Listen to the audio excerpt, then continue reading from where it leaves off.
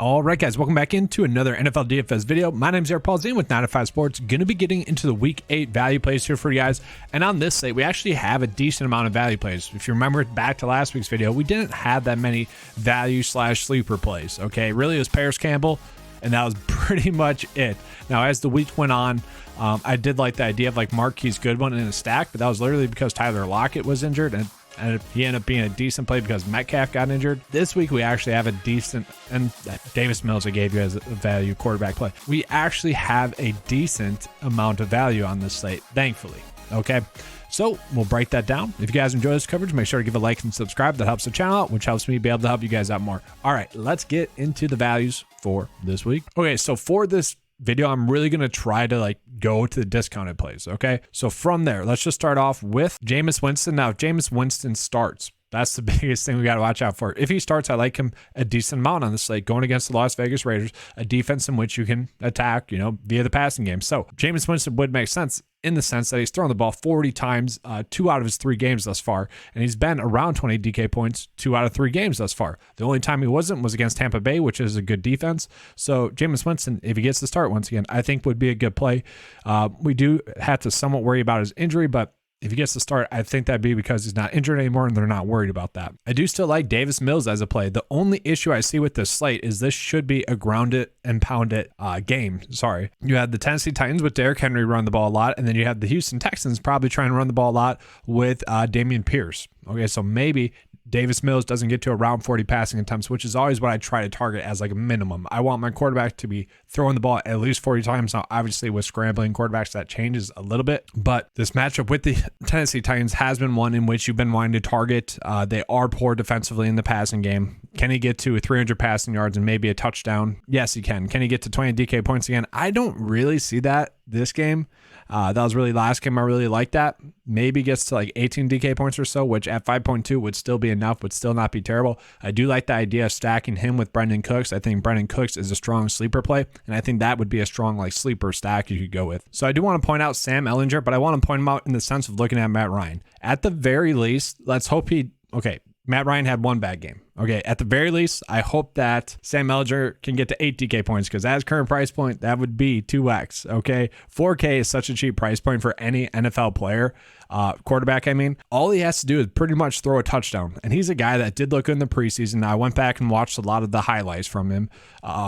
A lot of the plays were, I don't want to say easy plays to make. You still have to make the plays, but their receivers wide open, nice pockets. But he is someone that can step up and like rush the ball if he needs to. He is someone I do think will be able to go off and have a decent enough game. He's worked himself from the 3rd string quarterback to beat out Nick Foles for the 2nd string quarterback, and now he's beating out Matt Ryan. Okay, so obviously they like him here. Okay, he looked in the preseason, gets a great matchup against the Washington Commanders. I wouldn't be shocked if he gets to 12 DK points. I wouldn't be shocked if he gets to 16 DK points. So in a slate where you might want to pay up for studs, Sam Ehlinger actually makes sense as a discounted price point play. From there, running back wise, I'm just going to be touching on 3 of them. Okay, I will say if Zeke is out, Tony Pollard just becomes a great discounted price point play.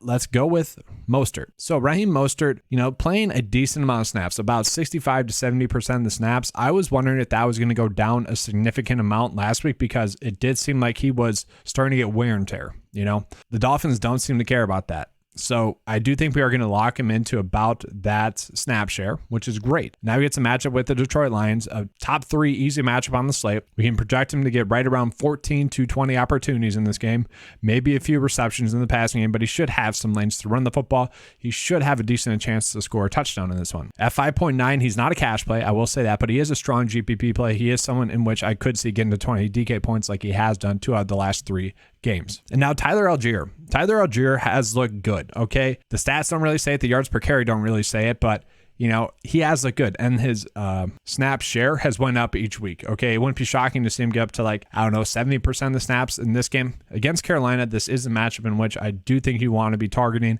the running back position. Is Tyler Algier somebody going crazy with, going like, I need to play him? No, but in GPPs, I do see a route in which, he finally gets 80 to 100 rushing yards and maybe a rushing touchdown. Okay, he has had 3 straight terrible matchups. The Bucs, And I know the Panthers just looked great against the Bucs, but tough defense in the Bucs, the Niners, and then the Bengals, a game in which they're playing from behind in. he still had a good game. Okay. And I know Patterson's coming back, but this should be a good sleeper spot for Tyler Algier. And then from there, we do need to watch and see if Chuba Hubbard is active. If he sits, Deonta Foreman would just be a spectacular play. We saw him go out and have 17 opportunities in the last game while splitting the workload with Chuba Hubbard.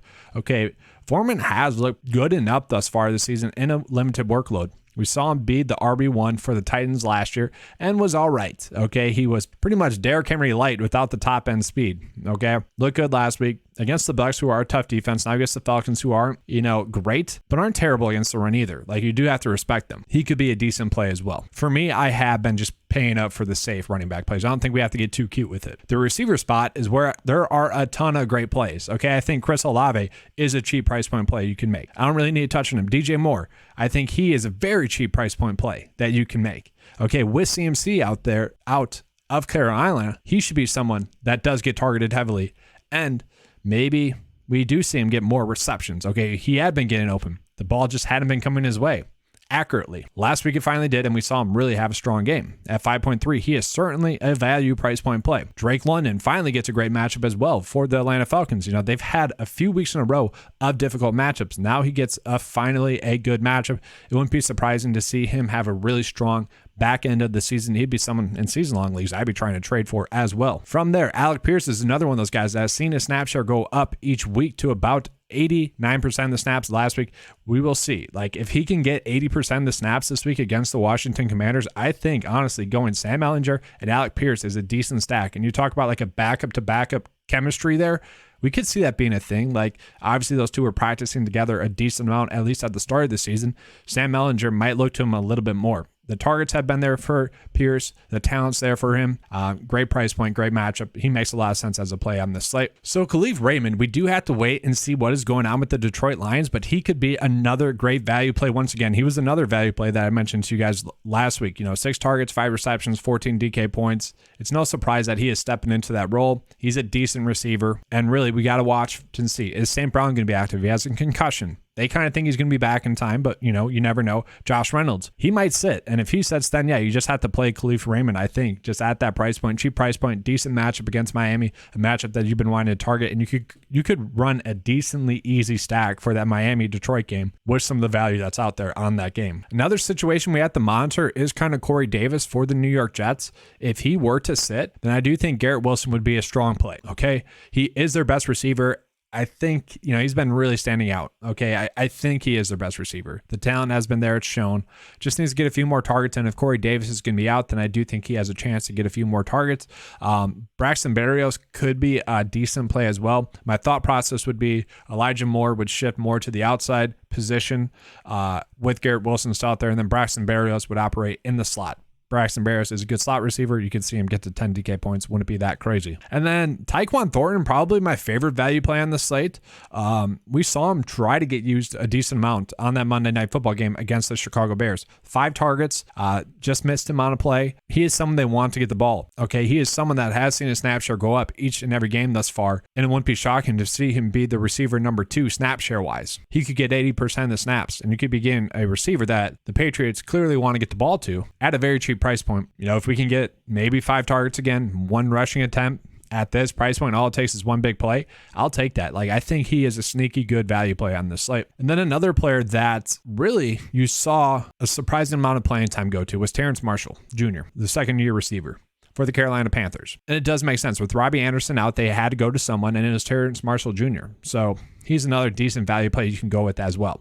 Not a terrible play. If you want to run out, I think it would be a bad stack, but you could go PJ Walker, DJ Moore, Terrence Marshall Jr. stack. Like, it's going to be low owned. You could run that out, I guess, if you want to. And then tight end wise, guys, we don't really have any great tight end plays, value price point wise. Like Hunter Henry playing a lot of snaps. I like him as a play. Okay, not really a value in my eyes. And Irv Smith Jr., once again, like priced up there enough to not really be considered a value. Okay, Irv Smith Jr. going against the Arizona Cardinals, one of the worst defenses against opposing tight ends. They just went let Juwan Johnson go off against them. So like Irv Smith Jr. could go off. The issue with Irv Smith Jr. only playing about 60% of the snaps. That is something that worries me about Irv Smith Jr. But when he's in there, he is getting targeted. He's their pass catching tight end. So could be all right. And I do want to point out Tanner Hudson. Now, Daniel Bellinger is going to be inactive. He's out. Tanner Hudson is the pass catching tight end at the minimum price. It wouldn't be shocking to see him get like 3 targets for, I don't know, 30 yards or something like that. I expect probably 30 to 60% of the tight end snaps. Now, he's not the starter, but he is their pass catching tight end. So this is their starter projected wise. So we'll see. Defensively, you could go with the Washington Commanders, I guess, going against a rookie quarterback. Not a terrible route. I think a lot of people are going to go that. So I don't really want to go that. The Chicago Bears have been a pretty decent defense as well. You could possibly go with them. I don't hate the Jets or the Patriots as well. Like, they're fine defenses. This is the most wide open I think it has been this whole season for a defensive play DFS wise. So we're gonna have to figure out which one to be on the most, and really it's just going to come down to which salary I have left over when I finish out my build. All right, that's all I have for you guys for this video. Hopefully you guys enjoyed it. If you did, please give me a like and subscribe, and as always guys, let's keep cashing.